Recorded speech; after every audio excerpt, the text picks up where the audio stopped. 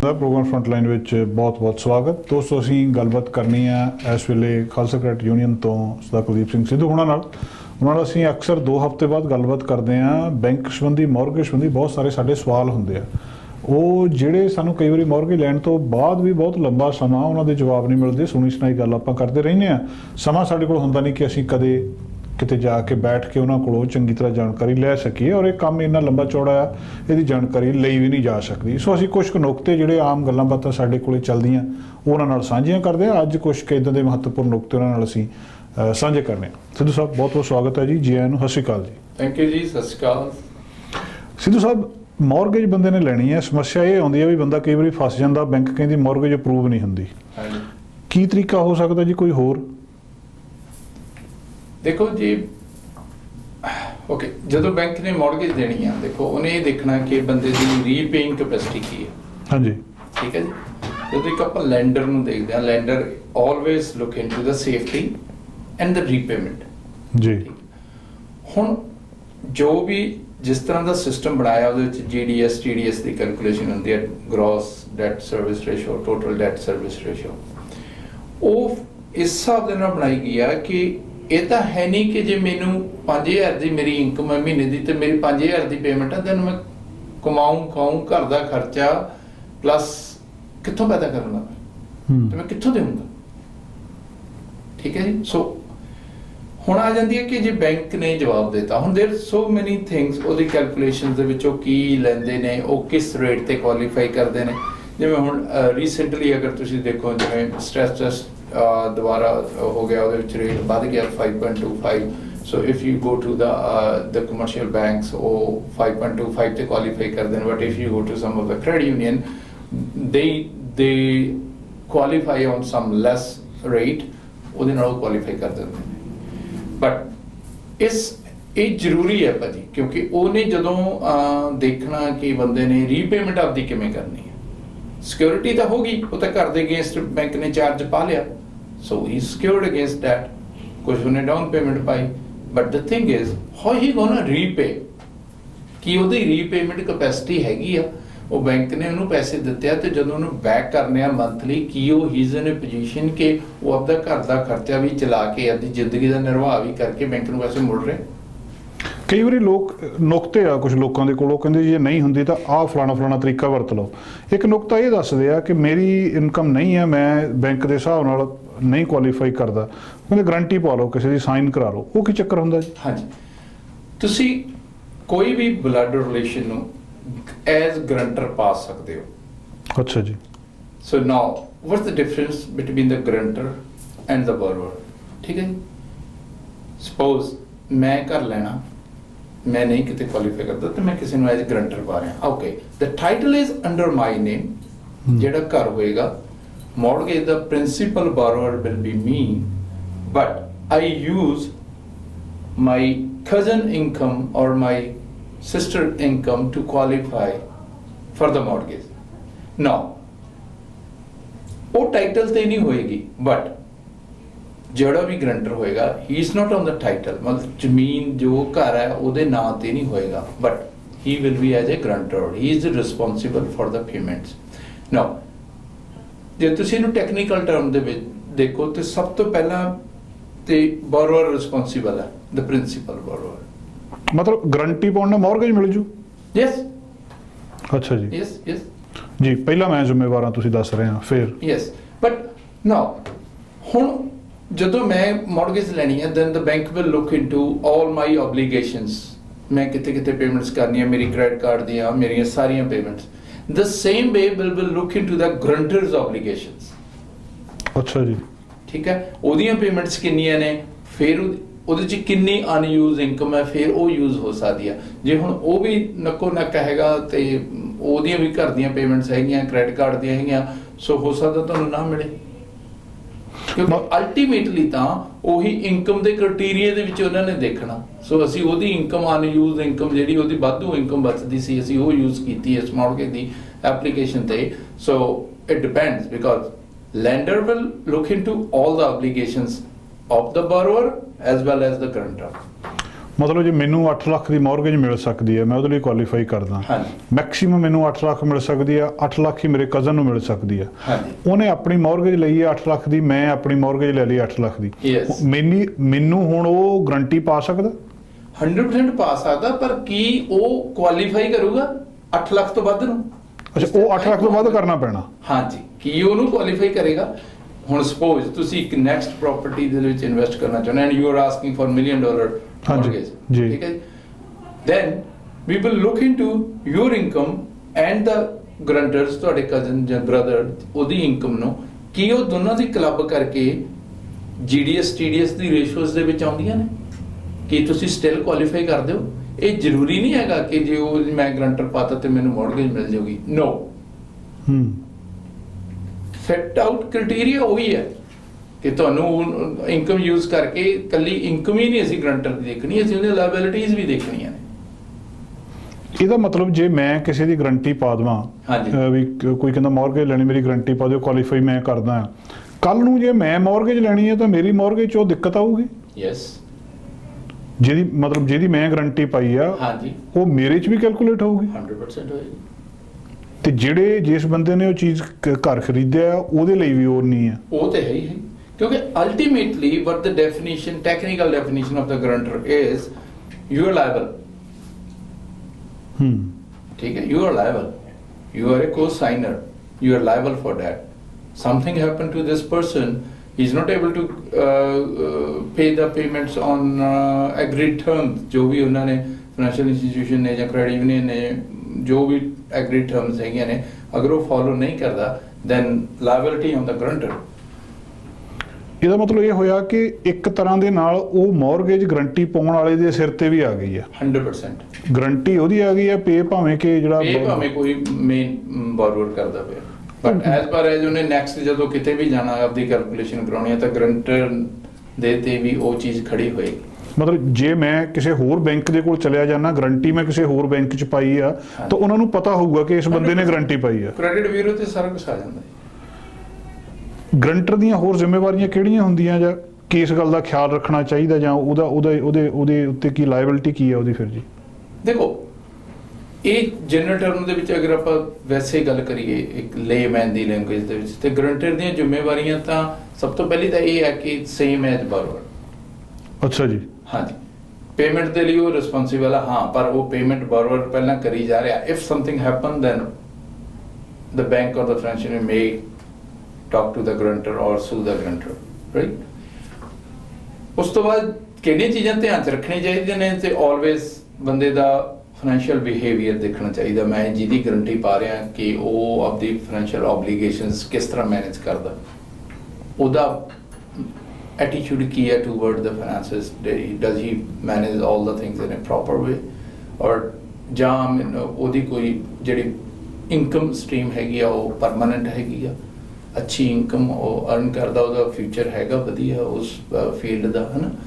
These are the things that we have to take into consideration. ਜਿਹੜਾ guarantor ਆ, ਮੰਨ ਲਓ ਮੈਂ ਕਿਸੇ ਦੀ ਗਰੰਟੀ ਪਾ ਦਿੱਤੀ, ਉਹਨੂੰ ਮੌਰਗੇਜ ਮਿਲ ਗਈ, ਰਾਈਟ, ਹੁਣ ਮੌਰਗੇਜ ਮਿਲ ਗਈ, ਉਹ ਆਪਣੀਆਂ ਪੇਮੈਂਟਾਂ ਦੇਈ ਜਾਂਦਾ, ਹਾਂਜੀ, ਮੈਂ ਗਰੰਟੀ ਕੱਢ ਸਕਦਾ? ਹਾਂਜੀ। ਦੇਖੋ, ਜਦੋਂ ਤੁਸੀਂ ਬੈਂਕ ਦੇ ਵਿੱਚ ਜਾ ਕੇ ਅਪਲਾਈ ਕਰੋਗੇ ਕਿ ਜੀ ਮੈਨੂੰ ਹੁਣ ਇਹਦੇ ਵਿੱਚੋਂ, ਉਹ ਬੋਰੋਵਰ ਜਾਏਗਾ, ਉਹ ਅਪਲਾਈ ਕਰੇਗਾ ਕਿ ਨਾ ਮੇਰੀ ਇਨਕਮ ਵਧ ਗਈ ਹੈ, ਤੁਸੀਂ ਮੈਨੂੰ ਇਕੱਲੇ ਨੂੰ ਕੁਆਲੀਫਾਈ ਕਰਕੇ ਗਰੰਟਰ ਨੂੰ ਲੈ ਲਓ। ਜੇ ਇਨਕਮ ਸੇਮ ਆ, ਕੁਝ ਵੀ ਨਹੀਂ ਬਦਲਿਆ, ਫਿਰ ਗਰੰਟਰ ਬਾਹਰ ਆ ਸਕਦਾ? ਨਹੀਂ ਆ ਸਕਦਾ, ਕਿਉਂਕਿ ਉਹਨਾਂ ਨੇ ਰੀਕੁਆਲੀਫਾਈ ਕਰਨਾ, ਉਹ ਦੁਬਾਰਾ ਫਿਰ ਅਸੈਸਮੈਂਟ ਹੋਣੀ ਹੈ। ਯੈਸ, ਬਿਕਾਜ਼ ਅਲਟੀਮੇਟਲੀ ਬੈਂਕ ਨੇ ਮੌਰਗੇਜ ਤੁਹਾਨੂੰ ਦਿੱਤੀ on the basis of the guarantor's income.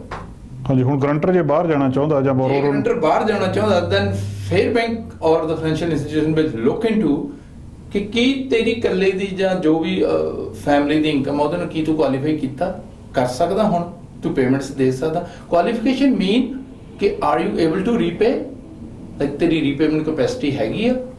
ਤੇ ਗਰੰਟਰ ਅਗਰ ਬਾਹਰ ਨਿਕਲੂਗਾ then bank have to assess like okay ਕਿ ਇਹਦੀ ਅੱਜ ਰੀਪੇਮੈਂਟ ਕੈਪੈਸਿਟੀ ਹੈਗੀ ਆ, ਕਿ ਇਹ ਰੀਪੇਮੈਂਟ ਕਰੀ ਜਾਊਗਾ, ਇੰਸਟਾਲਮੈਂਟਸ ਪ੍ਰੋਪਰ ਦੇਈ ਜਾਊਗਾ, so then they have to qualify again.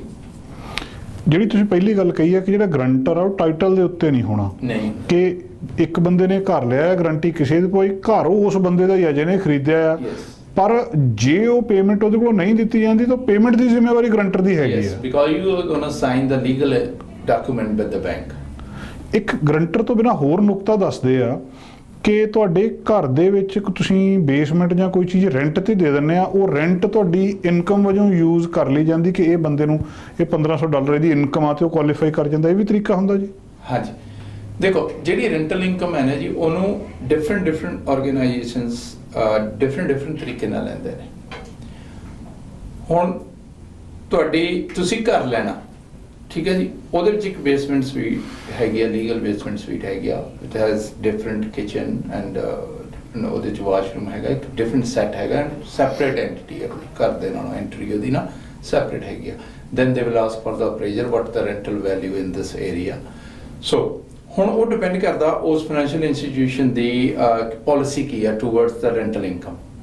ਕਈ banks or credit unions they offset, ਠੀਕ ਹੈ ਜੀ, ਜੇ ਪ੍ਰਿੰਸੀਪਲ ਰੈਜ਼ੀਡੈਂਸ ਤਾਂ 90% ਉਸ ਅਮਾਉਂਟ ਦਾ ਆਫਸੈਟ ਕਰ ਦਿੰਦੇ ਨੇ ਟੂਵਰਡਸ ਦ ਇੰਸਟਾਲਮੈਂਟ। ਕਈ ਬੈਂਕਸ ਉਹਨੂੰ ਐਜ਼ ਇਨਕਮ ਲੈਂਦੇ ਨੇ, 50% of that will be treated into the income. So it different policies ਨੇ ਡਿਫਰੈਂਟ ਆਰਗੇਨਾਈਜੇਸ਼ਨਸ।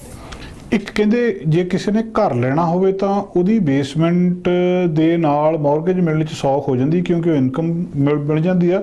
ਟਾਊਨ ਹਾਊਸ ਦੇ ਵਿੱਚ ਤੁਸੀਂ ਇਦਾਂ ਨਹੀਂ ਕਰ ਸਕਦੇ, ਇਹ ਵੀ ਕੋਈ ਹਿਸਾਬ ਹੁੰਦਾ ਜੀ? ਦੇਖੋ ਅਲਟੀਮੇਟਲੀ ਜਦੋਂ ਮੈਂ ਜੋ ਚੀਜ਼ ਕੋਈ ਵੀ ਇਨਸਾਨ ਹੈਗਾ ਜਾਂ ਕੋਈ ਵੀ ਹੈ, ਤੇ ਜੇ ਉਹਨੇ ਜਿਹੜਾ ਰਹਿਣਾ ਰੈਂਟ ਤੇ ਕੋਈ ਚੀਜ਼ ਜਗ੍ਹਾ ਲੈਣੀ ਆ, basic necessities like kitchen, washroom, ਕੀ ਉਹ ਲੀਗਲੀ ਉੱਥੇ ਅਲਾਉ ਹੈਗਾ? ਕਿ ਲੀਗਲੀ ਜ਼ੋਨਿੰਗ ਉਹਦੀ ਸਿਟੀ ਨੇ ਉਹ ਕਿਹਾ ਕਿ ਤੁਸੀਂ ਟਾਊਨ ਹਾਊਸ ਦੇ ਵਿੱਚ ਰੈਂਟ ਵਾਲਾ ਰੱਖ ਸਕਦੇ ਹੋ? ਨੋ। ਹਾਂ, ਹੁਣ ਡਿਫਰੈਂਟ ਸਿਨੈਰੀਓ ਆ ਗਿਆ, ਦੂਸਰਾ ਆ ਗਿਆ ਨਾ, ਇੱਕ ਤਾਂ ਆ ਗਿਆ ਕਿ ਕੀ ਉਹ ਚੀਜ਼ਾਂ ਨਹੀਂ ਹੈਗੀਆਂ, ਕੋਈ ਟਾਊਨ ਹਾਊਸ ਦੇ ਵਿੱਚ ਡਿਫਰੈਂਟ ਕਿਚਨ ਨਹੀਂ ਲੱਗੀ ਹੋਈ, ਡਿਫਰੈਂਟ ਨਹੀਂ ਹੈਗਾ, ਡਿਫਰੈਂਟ ਐਂਟੀਟੀ ਨਹੀਂ ਹੈਗੀ ਨਾ। ਸੋ ਜਦੋਂ ਨਵਾਂ ਬਾਈ ਕਰਨਾ ਤਾਂ ਉਹ ਅਪਰੇਜ਼ਰ ਨੇ ਕਹਿਣਾ ਨਹੀਂ ਜੀ ਇੱਥੇ ਅਸੈਸਿਬਿਲਿਟੀ ਨਹੀਂ ਹੈਗੀ, ਸੋ ਉਹਨੇ ਰੈਂਟਲ ਨਹੀਂ ਦੇਣਾ। ਹੁਣ ਡਿਫਰੈਂਟ ਸਟੋਰੀ ਹੈਗੀ ਆ ਕਿ ਹਾਊ ਯੂ ਲਾਈਕ ਤੁਸੀਂ ਕਿਸੇ ਰਿਸ਼ਤੇਦਾਰ ਨੂੰ ਘਰ ਦੇ ਵਿੱਚ ਰੱਖਿਆ, ਟਾਊਨ ਹਾਊਸ ਦੇ ਵਿੱਚ ਰੱਖਿਆ, ਠੀਕ ਹੈ, ਤੁਸੀਂ ਚਾਹੁੰਦੇ ਹੋ ਮੈਂ ਉਹਨੂੰ ਰੀਫਾਈਨਾਂਸ ਕਰਾਉਣਾ ਮੇਰੀ ਮੌਰਗੇਜ ਨੂੰ, ਟਾਊਨ ਹਾਊਸ ਤੁਹਾਡੇ ਕੋਲ ਹੈਗਾ ਨਾ। No, it depends upon like whether you show the rental income in your taxes. ਜਿਹੜੇ ਟੈਕਸ ਭਰਦੇ ਆ ਉਹਦੇ 'ਚ?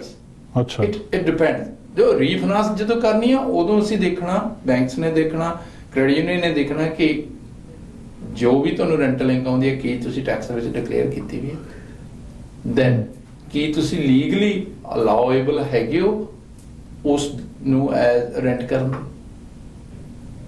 ਇੱਕ ਹੋਰ ਦੱਸਿਓ, ਜਦੋਂ ਕਿਉਂਕਿ ਮਸਲਾ ਅਸੀਂ ਬਹੁਤਾ ਉਹਦੇ ਤੇ ਡਿਸਕਸ ਕਰ ਰਹੇ ਹਾਂ ਕਿ ਬੇਸਿਕਲੀ ਤੁਸੀਂ ਕੁਆਲੀਫਾਈ ਮੌਰਗੇਜ ਸੌਖੀ ਕਿੱਦਾਂ ਮਿਲ ਸਕਦੀ ਹੈ, ਤਰੀਕਾ ਕੀ ਹੈ? ਉਹਦੇ 'ਚ ਇੱਕ ਤਰੀਕਾ ਜਿਹੜਾ ਇਹ ਦੱਸਦੇ ਆ ਕਿਸੇ ਦਾ ਕੁਆਲੀਫਾਈ ਕਰਨ ਦੇ ਲਈ ਕਿ ਤੁਹਾਡੀ ਇਨਕਮ ਕਿਸੇ ਨਾ ਕਿਸੇ ਤਰ੍ਹਾਂ ਵਧਣੀ ਚਾਹੀਦੀ ਹੈ। ਇਹ ਜਿਹੜੀ ਇਨਕਮ ਵੱਧਦਾ, ਇੱਕ ਪਿਛਲੇ 3 ਮਹੀਨੇ ਦੀ ਇਨਕਮ ਜ਼ਿਆਦਾ ਇੰਪੋਰਟੈਂਟ ਆ ਕਿ ਪਿਛਲੇ ਸਾਲਾਂ ਦੀ? ਮਤਲਬ ਮੰਨ ਲਓ ਕਿਸੇ ਦੀ ਇਨਕਮ ਪਿਛਲੇ ਸਾਲ ਹੈ ਨਹੀਂ, ਹੁਣ ਆ ਪਿਛਲੇ 3 ਮਹੀਨੇ ਉਹਦੀ ਡਬਲ ਹੋ ਗਈ ਇਨਕਮ, ਫੇਰ ਉਹ ਕੁਆਲੀਫਾਈ ਕਰ ਸਕਦਾ ਵੀ 3 ਮਹੀਨੇ ਉਹ ਇਨਕਮ ਮੈਂ ਜੇ ਦੂਜੇ ਤਰ੍ਹਾਂ ਕਹਾਂ ਵੀ ਵਧਾ ਲਏ ਜਾਂ ਉਹਦੀ ਇਨਕਮ ਵੱਧ ਗਈ ਕਿਸੇ ਤਰ੍ਹਾਂ? ਦੇਖੋ ਇਹ ਡਿਪੈਂਡ ਕਰਦਾ ਜੀ, ਉਹ ਦੇਖਣੀ ਹੁੰਦੀ ਹੈ ਕਿ ਜਿਹੜੀ ਵੀ ਬੰਦੇ ਦੀ ਅਰਨਿੰਗ ਕੈਪੈਸਿਟੀ ਹੈ, ਜੋ ਉਹ ਅਰਨ ਕਰ ਰਿਹਾ, ਉਹਦੀ ਸਟੇਬਿਲਿਟੀ ਕੀ ਹੈ, ਠੀਕ ਹੈ ਜੀ। ਹੁਣ ਇੱਕ ਬੰਦਾ ਉਹਦਾ ਆਪਦਾ ਬਿਜ਼ਨਸ ਹੈਗਾ, ਆਪਦੇ ਬਿਜ਼ਨਸ ਚੋਂ ਇਨਕਮ ਕੱਢਦਾ, ਪਹਿਲਾਂ 2500 ਕੱਢੀ ਗਿਆ ਮਹੀਨੇ ਦੀ ਤੇ ਹੁਣ 1,05,000, ਜਸਟੀਫਿਕੇਸ਼ਨ ਕੀ ਹੈ? ਲਾਈਕ ਹਾਊ ਕਮ ਪਹਿਲਾਂ ਇੰਨੀ ਸੀ, ਅੱਜ 50% ਇਨਕਰੀਜ਼ ਹੋ ਗਈ, how come? We have to justify, memorise to justify ਕਿ ਦਿਸ ਇਜ਼ ਦਾ ਰੀਜ਼ਨ। ਹੁਣ ਵਿਜ਼ਾ ਕਿਤੇ ਕੋਈ ਬੰਦਾ ਜੌਬ ਕਰਦਾ, ਠੀਕ ਹੈ ਜੀ, ਉਹਨੂੰ ਕਿਤੇ ਅੱਛੀ ਓਪਰਚੁਨਿਟੀ ਮਿਲ ਗਈ ਇਨ ਅ ਵੈਰੀ ਰਿਪਿਊਟਡ ਕੰਪਨੀ, ਠੀਕ ਹੈ ਜੀ, ਵਿਚ ਇਜ਼ ਜਸਟੀਫਿਕੇਸ਼ਨ ਹੈ ਕਿ ਉਹਦੀ ਪੇ ਇਨਕਰੀਜ਼ ਹੋ ਗਈ, ਤੇ ਉਦੋਂ ਅਸੀਂ usually banks will look into 6 month ਅੱਛਾ ਜੀ ਸਟੇਬਿਲਿਟੀ, ਠੀਕ ਹੈ ਨਾ। ਜੇ ਹੁਣ ਸਪੋਜ਼ ਕਿਸੇ ਦੀ ਕੋਈ ਲਾਸਟ ਈਅਰ ਇਨਕਮ ਸੇ 6000 ਪਰ ਮੰਥ ਸੀ, ਠੀਕ ਹੈ, but he switch the job, same stream ਉਹਦੀ ਪ੍ਰਮੋਸ਼ਨ ਹੋ ਗਈ ਆ, ਸੇਮ ਏਰੀਆ ਹੈਗਾ ਜੌਬ ਦਾ, ਹੈ ਨਾ, ਸੇਮ ਇੰਡਸਟਰੀ ਹੈਗੀ ਆ, ਸੋ ਉਹਦੀ ਪ੍ਰਮੋਸ਼ਨ ਹੋ ਗਈ ਆ, but it's a big organisation, right, ਉਹ ਉੱਥੇ ਉਹਦੀ ਜਾ ਕੇ ਸੇ 8000 ਹੋ ਗਈ ਆ, ਜਸਟੀਫਾਈਏਬਲ। ਤੇ ਉੱਥੇ ਜਸਟੀਫਿਕੇਸ਼ਨ ਦੇਖਣੀ ਆ ਕਿ ਡਸ ਦਿਸ ਮੇਕ ਸੈਂਸ। ਤੇ ਜਿਹੜੀਆਂ ਪਿਛਲੇ ਸਾਲਾਂ ਦੀ, ਜਿਹੜਾ ਮੈਂ ਪਿਛਲੇ ਸਾਲ ਟੈਕਸ ਫਾਈਲ ਕੀਤਾ ਜਾਂ ਉਹ ਤੋਂ ਪਿਛਲੇ ਸਾਲ ਟੈਕਸ ਫਾਈਲ ਕੀਤਾ ਤੇ ਮੇਰੀ ਕਿੰਨੀ ਇਨਕਮ ਸੀਗੀ, ਉਹਦਾ ਮੌਰਗੇਜ ਨਾਲ ਕੀ ਲੈਣਾ ਦੇਣਾ ਹੁੰਦਾ ਜੀ ਫਿਰ? ਦੇਖੋ ਉਹ ਸਟੇਬਿਲਿਟੀ ਦੇਖਣੀ ਹੈ ਨਾ, ਜਿਹੜੀ ਮੈਂ ਪਹਿਲਾਂ ਗੱਲ ਕਰਕੇ ਹਟੇ, ਜਿਹੜੀ ਪਿਛਲੇ 3 ਜਾਂ 6 ਮਹੀਨੇ ਤੇ ਪਿਛਲੇ 2 ਸਾਲਾਂ ਦੀ ਚੋਂ ਇੰਪੋਰਟੈਂਟ ਕਿਹੜੀ ਆ? ਦੋਨੋਂ ਹੀ ਇੰਪੋਰਟੈਂਟ ਨੇ। ਅੱਛਾ, we will look into the stability ਕਿ ਹਾਂਜੀ ਇਹ ਪਿਛਲੇ ਤੋਂ ਕਮਾ ਰਹੇ ਨੇ, ਇਹਦੇ ਕੋਲੇ ਫਲੋ ਆਫ ਇਨਕਮ ਹੈ, he can live the life easily, he can repay the mortgage easily, ਤੇ ਇਹਨੂੰ ਕੋਈ ਇਸ਼ੂ ਨਹੀਂ ਹੋਏਗਾ। ਇੱਕ ਸਟੇਬਿਲਿਟੀ ਆਫ ਦੀ ਇਨਕਮ ਹੈ। ਤੇ ਦੂਜੀ ਗੱਲ ਇਹਦੇ ਵਿੱਚ ਇੱਕ ਇਹ ਦੱਸਿਓ ਕਿ ਜਿਹੜੀ ਇਹ ਜਦੋਂ ਪਹਿਲੇ ਸੀਨ ਦੇ ਵਿੱਚ ਅਸੀਂ ਡਿਸਕਸ ਕਰਦੇ ਹਾਂ ਕਿ ਇਨਕਮ ਵਧਣੀ ਚਾਹੀਦੀ ਹੈ, ਮੰਨ ਲਓ ਮੈਂ ਕਹਿੰਦਾ ਜੀ ਮੈਂ ਘਰ ਲੈਣਾ ਆ ਜਾਂ ਮੈਂ ਟਾਊਨ ਹਾਊਸ ਲੈਣਾ ਆ ਤੇ ਮੈਂ ਲੈ ਕੇ ਰੈਂਟ ਤੇ ਦੇ ਦੇਣਾ ਤੇ $3000 ਉਹਦਾ ਰੈਂਟ ਆ ਰਿਹਾ ਆ ਤੇ ਉਹਨੂੰ ਮੇਰੀ ਇਨਕਮ ਗਿਣ ਲਓ, ਇਦਾਂ ਹੋ ਸਕਦਾ? ਦੇਖੋ ਇਹ ਡਿਪੈਂਡ ਕਰਦਾ, again does this make sense ਕਿ ਮੇਰੇ ਕੋਲ ਆਪਦਾ ਘਰ ਹੈ ਨਹੀਂ, so what my priority will be to have my own home where I can live ਜੀ, ਰਾਈਟ। ਮੇਰਾ ਆਪਦਾ ਘਰ ਹੋਵੇ, ਮੈਂ ਉਹਦੇ ਵਿੱਚ ਰਹੂੰਗਾ, ਚਾਹੇ ਟਾਊਨ ਹਾਊਸ, ਅਪਾਰਟਮੈਂਟ, ਵਟਐਵਰ, ਘਰ ਮੀਨ ਘਰ, ਜੀ ਜੀ, ਰਾਈਟ। ਸੋ ਜੇ ਮੈਂ ਫਸਟ ਟਾਈਮ ਉਹ ਲੈ ਰਿਹਾ ਤਾਂ ਮੈਂ ਉੱਥੇ ਰਹੂੰਗਾ ਹੀ ਨਾ। ਠੀਕ ਹੈ। ਹਾਂ, there are some really extraordinary reasons ਕੁਝ ਹੋ ਸਕਦੇ ਆ which you have to let the organization know and make them understand कि this is the reason I'm renting in this place there because of these things, ठीक है। and now I am giving this ਜਿਹੜਾ ਮੈਂ ਘਰ bye ਕਰ ਰਿਹਾ ਉਹਨੂੰ ਮੈਂ ਰੈਂਟ ਤੇ ਦੇ ਰਿਹਾ। yeah, it depends on the explanation कि ਤੁਸੀਂ ਬਾਕੀ, if that makes sense, yes, then the organization may take this as an investment property, like you will live somewhere else for ਤੁਸੀਂ rent out ਕਰਦੇ ਹੋ। but ਜਦੋਂ qualify ਕਰਨਾ organization ਨੇ, then they will take your what you are paying as rent ਤੇ ਉਹ ਤੁਹਾਡੀ liability ਹੋ ਜੂਗੀ। ਸੋ ਹੋ ਸਕਦਾ ਉੱਥੇ ਜਾ ਕੇ ਤੁਹਾਨੂੰ ਮੌਰਗੇਜ ਨਾ ਮਿਲੇ, ਤੁਸੀਂ ਨਾ ਕੁਆਲੀਫਾਈ ਕਰੋ, ਬਿਕੋਜ਼ ਇੱਕ ਤੇ ਮੌਰਗੇਜ ਦੀ ਪੇਮੈਂਟ ਹੋਗੀ ਜਿਹੜੀ ਤੁਸੀਂ ਪ੍ਰਾਪਰਟੀ ਲੈ ਰਹੇ ਹੋ, ਇੱਕ ਤੁਸੀਂ ਰੈਂਟ ਪੇ ਕਰ ਰਹੇ ਹੋ ਰਹਿਣ ਦੇ ਲਈ, ਉਹ ਵੀ ਤੇ ਕਾਊਂਟ ਹੋਣਾ ਹੀ ਹੈ ਨਾ, ਉਹ ਵੀ ਤੇ ਤੁਹਾਡੀ ਪਾਕਟ ਦੇ ਵਿੱਚੋਂ ਹੀ ਜਾਣਾ ਨਾ। ਜਦੋਂ ਮੌਰਗੇਜ ਲੈਣੀ ਹੁੰਦੀ ਨਾ ਬੈਂਕ, ਮਤਲਬ ਆਮ ਤੌਰ ਦੇ ਉੱਤੇ ਲੋਕ ਕਹਿੰਦੇ ਵੀ ਕਾਗਜ਼ ਪੱਤਰ ਦੇ ਬੰਦਾ ਥੱਕ ਜਾਂਦਾ, ਪੂਰੇ ਨਹੀਂ ਹੁੰਦੇ, ਇਹ ਬੱਸ ਹੋ ਜਾਂਦੀ ਆ। ਕਈ ਵਾਰੀ ਇੱਥੇ ਤੱਕ ਗੱਲ ਆ ਜਾਂਦੀ ਹੈ ਕਿ ਇਹ ਵੀ ਬੈਂਕ ਕਹਿੰਦਾ ਆ ਕਿ ਤੁਸੀਂ ਡਾਊਨ ਪੇਮੈਂਟ ਦੇਣੀ ਆ, ਬੰਦਾ ਕਹਿੰਦਾ ਜੀ ਮੇਰੇ ਕੋਲ ਪੈਸੇ ਪਏ ਆ, $50,000 ਮੇਰੇ ਕੋਲੇ ਹੈਗਾ ਆ। ਹੁਣ ਬੈਂਕ ਇਹ ਪੁੱਛਦਾ ਵੀ ਇਹ ਤੁਹਾਡੇ ਕੋਲੇ 50,000 ਕਿੱਥੋਂ ਆਇਆ? ਮੰਨ ਲਓ ਕੋਈ ਦੋਸਤ ਤੁਹਾਨੂੰ ਉਧਾਰੇ ਦੇ ਦਿੱਤੇ ਜਾਂ ਕਿਤੇ ਤੁਹਾਡੇ ਕੋਲੇ ਪਏ ਸੀ, ਬੈਂਕ 'ਚ ਨਹੀਂ ਪਏ ਸੀ, ਇਹਦੀ ਵੀ ਐਕਸਪਲੇਨੇਸ਼ਨ ਦੇਣੀ ਪੈਂਦੀ ਹੈ। 100%। ਨਾ ਹੁਣ ਤੁਸੀਂ ਇੱਕ ਛੋਟੀ ਜਿਹੀ ਐਗਜ਼ਾਮਪਲ ਲਓ, $1 ਲੱਖ ਦਾ ਬੰਦਾ ਟਾਊਨ ਹਾਊਸ ਲੈ ਰਿਹਾ, ਸਪੋਜ਼, ਹਾਂਜੀ ਠੀਕ ਹੈ, ਵੈਸੇ ਤਾਂ ਜੀ ਚਲੋ ਇੱਕ ਐਗਜ਼ਾਮਪਲ ਲੈਣੇ ਆਪਾਂ, $1 ਲੱਖ ਦਾ ਲੈ ਰਿਹਾ, so he want to put 20% down payment ਜਿਹੜੀ 20,000 ਬਣਦੀ ਹੈ, ਠੀਕ ਹੈ ਜੀ। 20,000 ਦੇ ਵਿੱਚੋਂ 10,000 ਉਹਨੇ ਫਰੈਂਡ ਤੋਂ ਫੜ ਲਏ, ਹਾਂਜੀ ਠੀਕ। ਹੁਣ ਉਹ ਵੀ ਤਾਂ ਲੋਕ ਨਹੀਂ ਹੈ ਨਾ, ਦੈਨ ਉਹ ਡਾਊਨ ਪੇਮੈਂਟ ਦਾ ਨਾ ਹੋਈ, ਉਹ ਵੀ ਮੌਰਗੇਜ ਚਲੇਗੀ, ਮਤਲਬ ਉਹ ਵੀ ਤੁਹਾਡੀ ਗਿਣੀ ਗਈ ਇੱਕ ਵੀ ਤੁਹਾਡੇ ਤੇ ਕਰਜ਼ਾ ਹੈ। ਹਾਂ, ਪਰ that's why they don't treat this as a down payment. Down payment ਲਈ ਕਿਸੇ ਰਿਸ਼ਤੇਦਾਰ ਦੋਸਤ ਤੋਂ ਪੈਸੇ ਫੜੇ ਨਹੀਂ ਜਾ ਸਕਦੇ? ਦੇਖੋ ਗਿਫਟ ਹੋ ਸਕਦੇ ਆ, ਉਹ ਕੀ ਤਰੀਕਾ ਹੁੰਦਾ ਜੀ? ਬਸ ਅਸਲ ਜੋ ਘੁੰਡੀਆਂ ਸਮਝਣ ਦੀ ਕੋਸ਼ਿਸ਼ ਕਰ ਰਹੇ ਆ ਜਿਹੜੀਆਂ ਆਮ ਬੰਦੇ ਨੂੰ ਸਮਝ ਨਹੀਂ ਆਉਂਦੀਆਂ ਜੀ। ਦੇਖੋ ਇਹ ਘੁੰਡੀਆਂ ਨਹੀਂ, this is like I will ਸੇ, ਜਿਵੇਂ ਹੁਣ ਆਪਾਂ ਗਿਫਟ ਲੈਟਰ ਦੀ ਗੱਲ ਕਰਦੇ ਹਾਂ, ਗਿਫਟ ਹੈ ਕਿ ਵਾਕਈ ਤੁਸੀਂ ਗਿਫਟ ਡਿਕਲੇਅਰ ਕੀਤਾ ਵਿਚ ਇਜ਼ ਨਾਨ ਰਿਫੰਡੇਬਲ, ਵੀ ਮੈਂ ਦੇਣੇ ਨਹੀਂ, ਨਾਨ ਜਾਂ ਉਹਦੀ ਕੋਈ ਰੀਪੇਮੈਂਟ ਨਹੀਂ ਹੈਗੀ, gift can never B return back, ਜੀ ਜੀ ਠੀਕ ਹੈ।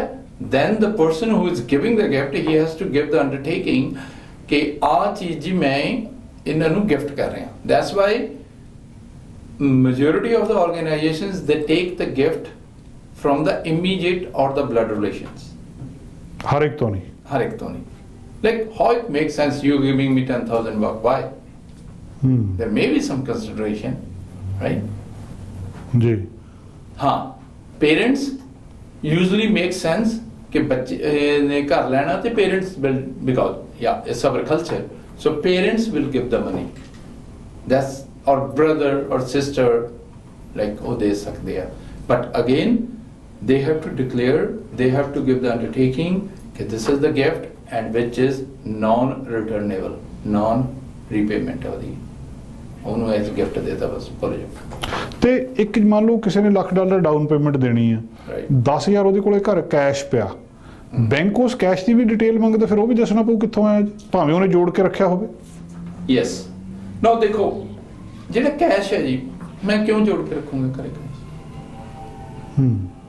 ਟੈਲ ਮੀ ਵਾਈ?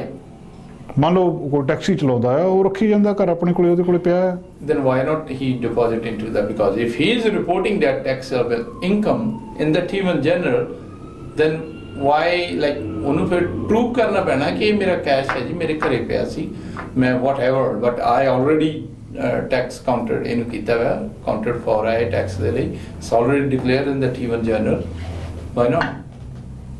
ਫਿਰ ਹੋ ਸਕਦਾ। Yes, ਹੋ ਸਕਦਾ। ਦੇਖੋ you have to justify।